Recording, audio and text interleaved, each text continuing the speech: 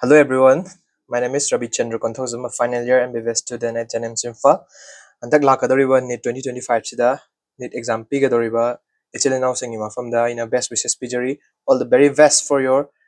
NEET exam. And puna mai pakpa I mean say do exam so only 4 days katang aisha le hujide 13 hing 1 2 3 4 aduna 3 days 4 days katang aisha lamina ma'am hena tension low dabida agi revision tawam thokpa khara adum tawraga lebido adu chathabiro lemo ribbon minute kharani se hꯧꯖꯤꯛ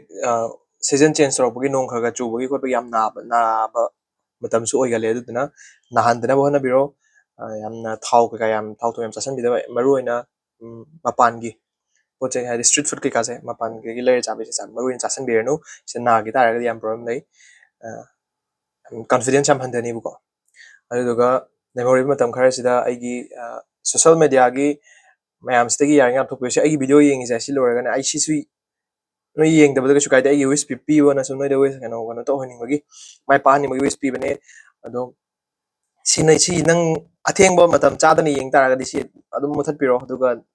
study tawgera na traga fazana rest lawgera pa ma to biyo yamna ka hena tension lawraga ai si ju padri si du padri na tawda ba matam du na te hojikti nang na hana pa ga jing do revision chatlo ala ala ba jing do khari yeng salo aduga ta confidence boost tawna ba no ai na sum layo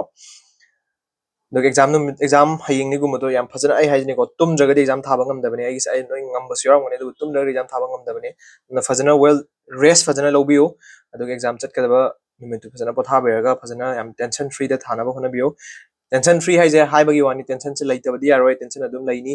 ꯑꯗꯨꯕꯨ ꯇꯦꯟꯁꯟꯗꯨꯅ ꯃꯔꯝ ꯑꯣꯏꯔꯀꯥꯟꯗ ꯑꯩ ꯁꯣꯏꯍꯟꯗꯅꯕ ꯍꯥꯏꯇꯥꯔꯦꯀꯣ ꯌꯥꯝ ꯏꯪꯅ ꯇꯞꯅ ꯇꯧꯕꯤꯌꯨ ꯑꯩꯒꯤ ꯕꯦꯁ ꯂꯦꯚꯦꯜꯗꯣ ꯄꯤꯔ ꯂꯣꯏꯔꯦ ꯑꯗꯨꯒ ꯃꯌꯥꯝ ꯑꯃꯨꯛꯀ ꯍꯟꯅ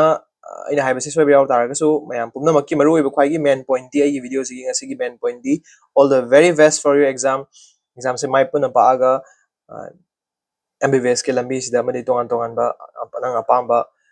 journey sing se koi chat pa ho na ba puna mem ho mina se so again all the best for your exam